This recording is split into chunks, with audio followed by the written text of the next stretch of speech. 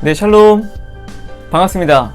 우리 사랑하는 우리 중고등부, 청년부 예담 여러분, 2021년 이따 수련회 잘 참여하고 계신가요?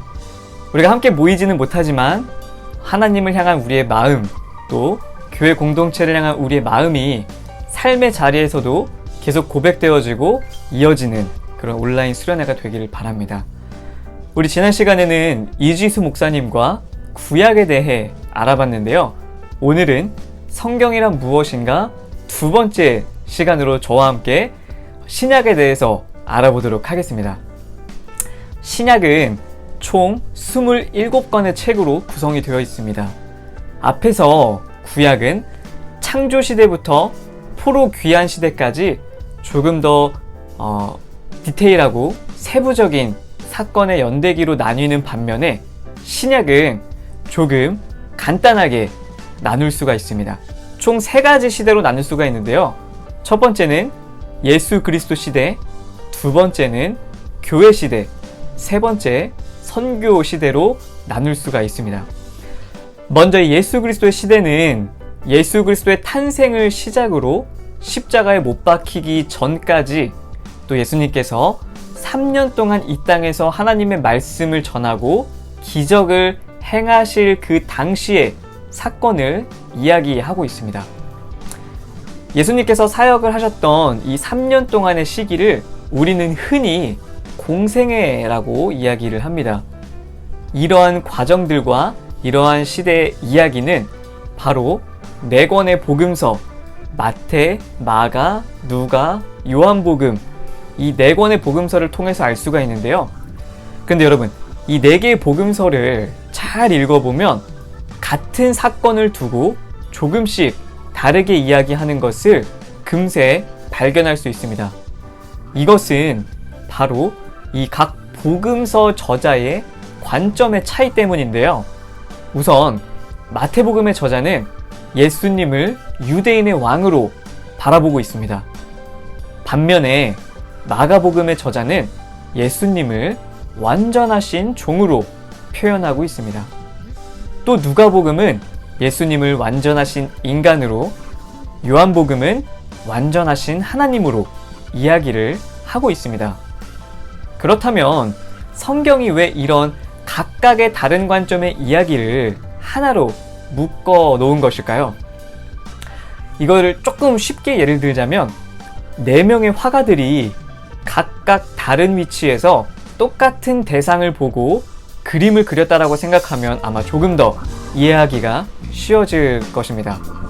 그래서 이 4가지의 그림을 서로 하나로 묶어 놓았을 때 각기 그 그림만 봤을 때 알 수 없었던 다른 측면과 다른 관점에서 그 대상을 알아볼 수가 있는 것이고 새로운 통찰력을 얻을 수 있게 되는 것입니다. 이렇게 예수 그리스도의 시대가 끝나고 나면 두 번째 교회 시대로 접어들게 됩니다. 예수님께서 십자가의 죽으심과 부활하심으로 온 인류를 구원하셨습니다. 40일 동안 제자들과 이 땅에서 함께 하신 후에 그 부활하신 예수님은 다시 하늘로 승천하셨고 성령이 이 땅에 오심으로 교회가 탄생하게 됩니다. 이 교회는 예수님께서 하셨던 그 사역을 제자들이 이어받아 감당해 나갔던 시기입니다. 이 시대에는 주로 예루살렘의 교회가 세워지고 이 예루살렘 교회는 성장과 갈등을 겪는 시기이기도 합니다. 이 갈등은 단순히 교회의 내부적인 문제뿐만이 아니라 외부의 핍박까지도 겹치던 그런 시기였습니다. 이렇게 예루살렘의 교회가 세워지고 견고해지고 성장해 가면서 이제 세 번째 선교 시대로 접어들게 됩니다.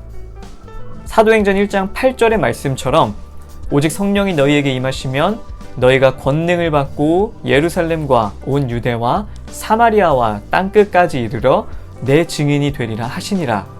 바로 이 말씀, 선교의 명령을 따르게 된 것입니다. 이때 그 유명한 바울 사도가 등장하게 됩니다. 이 바울 사도는 1차, 2차, 3차 전도 여행을 통해 수많은 지역에 이 예수 그리스도의 복음을 전파하게 됩니다.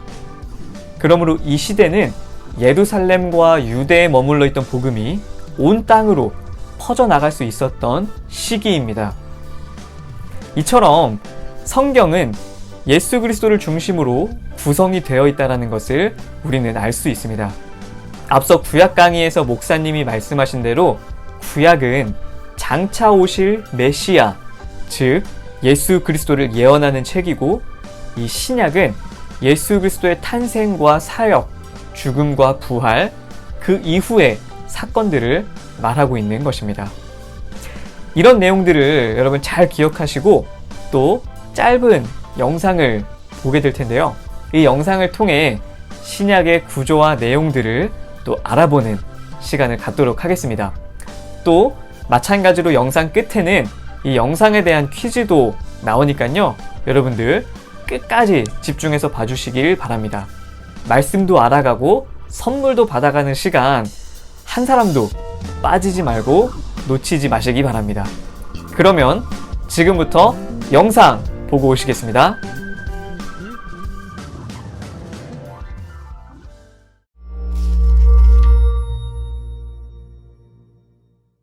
신약. 성경을 펴고 목차를 보면 크게 구약과 신약이라는 두 부분으로 나뉘어 있는 것을 알 수 있습니다.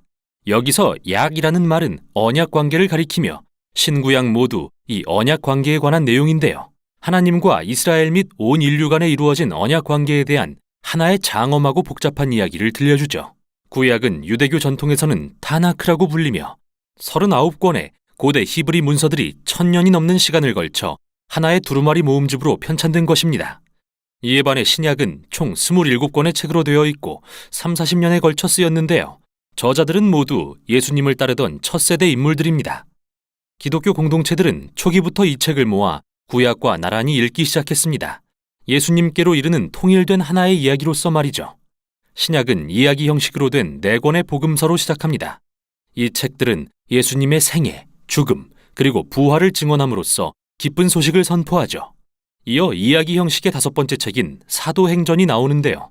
여기서 예수님은 승천하시기 전에 사도들, 즉 보냄받은 자들을 예수의 증인들로 임명하시고 그분에 대한 복음을 온 세상에 전파하라고 명하십니다. 사도행전 다음으로 사도들의 서신이 등장합니다. 이 서신들은 교회라 불린 예수님을 따르는 지역 공동체들의 가르침과 조언을 제공하기 위해 쓰였는데요. 처음 13권의 서신은 사도 바울과 관련이 있고 쓰인 순서가 아니라 긴 글에서 짧은 글 순으로 배치되어 있죠. 그리고 히브리서는 사도들과 가까운 익명의 저자에 의해 쓰였습니다. 다음은 야고보, 유다, 베드로, 그리고 요한의 서신인데요. 둘은 예수님의 형제였고 다른 둘은 첫 제자들이었죠. 신약의 마지막 책인 요한계시록은 7교회에 보내는 서신으로서 예수님을 따르는 모든 이에게 도전과 위로가 되는 예언을 계시하고 있습니다. 그렇다면 이 신약의 책들이 전하는 내용은 무엇이며 구약과 어떻게 연결되어 하나의 통일된 이야기를 이루는 걸까요? 이렇게 생각해보죠. 성경은 하나의 장대한 이야기로서 여러 막으로 구성되어 있는데요. 구약은 앞부분의 장면들을 소개함으로써 뒤에 나올 이야기를 이해하는 데 필요한 모든 것을 제공합니다. 핵심 주제들과 갈등 구조가 글의 구성 양식들에 따라 배치되어 있죠. 그리고 신약에서는 이 모든 것이 결국 예수님에 대한 이야기로 귀결됩니다. 이게 무슨 뜻인지 보여드리죠. 제1막은 하나님과 온 인류에 대한 것인데요. 하나님은 인간에게 에덴 동산을 주시고 그분의 동역자로서 세상을 다스리도록 하십니다. 그러나 인간은 어리석게도 어둠의 유혹에 빠져 하나님의 지혜를 거역하여 결국 광야로 쫓겨납니다. 그 후 거기서 서로를 죽이기 시작하죠. 그들은 성읍들을 지어 이기심과 압제를 퍼뜨리고 결국 바벨론이라는 크고 악한 도시를 건설합니다. 하지만 하나님은 이 세상과 어리석은 인류를 사랑하셔서 구원하기로 하십니다. 새로운 인간을 보내 우리를 자멸로 이끈 악을 멸하시겠다는 약속으로 말이죠. 제2막은 하나님과 이스라엘에 대한 것으로서 1막의 주제와 양식들을 발전시킵니다. 하나님은 새로운 인류를 바벨론에서 불러내 새로운 동산으로 이끄십니다. 아브라함과 사라, 그의 자손 이스라엘 민족, 그들을 통해 하나님은 열방에 그분의 복을 회복하시겠다고 약속하십니다. 분명 이들은 우리가 기다리는 새로운 인간이지만 이스라엘 민족은 거듭해 하나님께 반역합니다. 결국 자신들의 폭력적인 성읍을 지어가다 자멸에 이르고 다시 바벨론의 포로가 되고 말죠.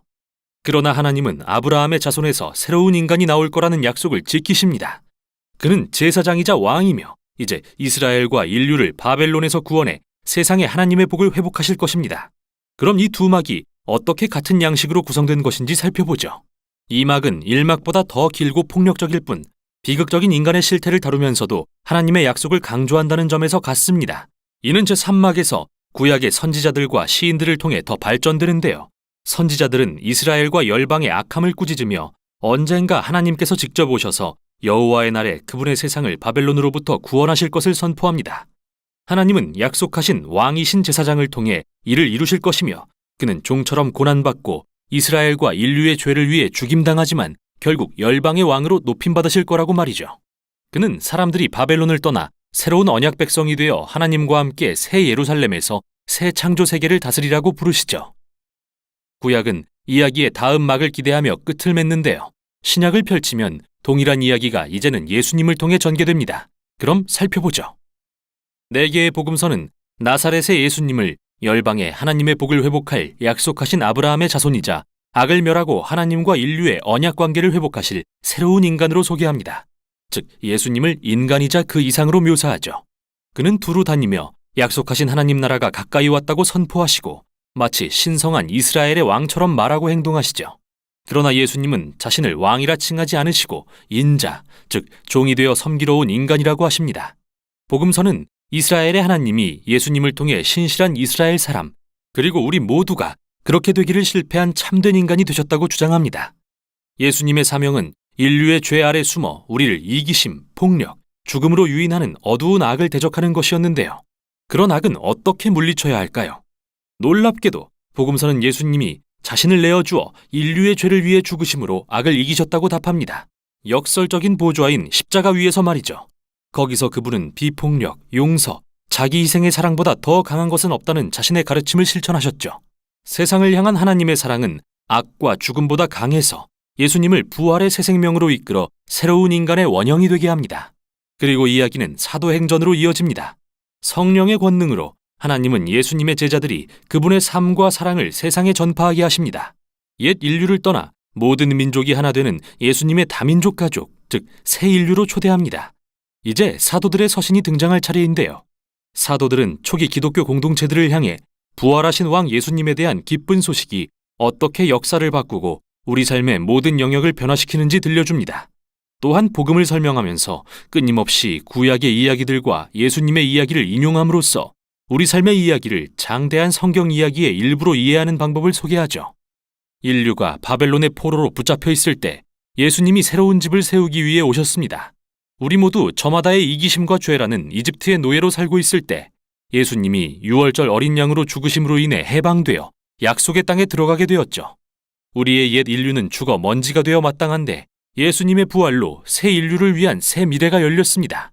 우린 비록 악한 세대를 살고 있지만 예수님과 성령을 통해 지금 여기에 새로운 창조 세계가 펼쳐진 것이죠. 이제 요한계시록으로 이르면 이 책의 강력한 상징과 이미지를 통해 성경의 모든 이야기가 하나로 합쳐집니다. 예수님은 죽임당한 피 흘리는 어린 양이요 높임을 받으실 만왕의 왕으로 묘사됩니다. 그분은 자신의 백성을 노예와 바벨론의 포로에서 구원하십니다. 그들이 바벨론의 영향력을 거부할 때 죽임당한 어린 양과 함께 고난을 받아야 할지도 모르지만 부활하신 왕을 따른다면 죽음조차 새 창조 세계의 도래를 막지 못할 것입니다. 그리고 이곳은 에덴 동산과 같은 새 예루살렘 성, 오랜 포로에서 벗어난 새 인류의 진정한 집으로 묘사되죠. 성경의 마지막 장에 이르면 하늘과 땅은 다시 하나가 되고 새 인류는 성경 첫 장에서 받은 사명을 따라 세상을 하나님의 사랑과 능력으로 다스리게 됩니다. 신약은 정말 놀라운 책들의 모음집입니다. 여기에 담긴 사도들의 증언은 우리를 부활하신 예수님께 향하게 하고 성령을 통해 인간의 말이 하나님의 소망의 말씀이 되어 1세기부터 21세기까지 이르고 있습니다. 모든 책이 하나님께서 어떻게 예수님과 성령을 통해 역사의 최종 목표인 새롭게 된 창조 세계로 이끄시는지 보여주죠. 그래서 사실 이 이야기의 끝은 들려지지 않은 새로운 이야기의 시작인 셈입니다. 이게 바로 신약이 전하는 내용입니다. 네, 여러분 영상 잘 보셨나요? 이 영상을 한 번 보는 것으로 끝내지 마시고 여러 번 반복해서 보시면 더 좋을 것 같습니다.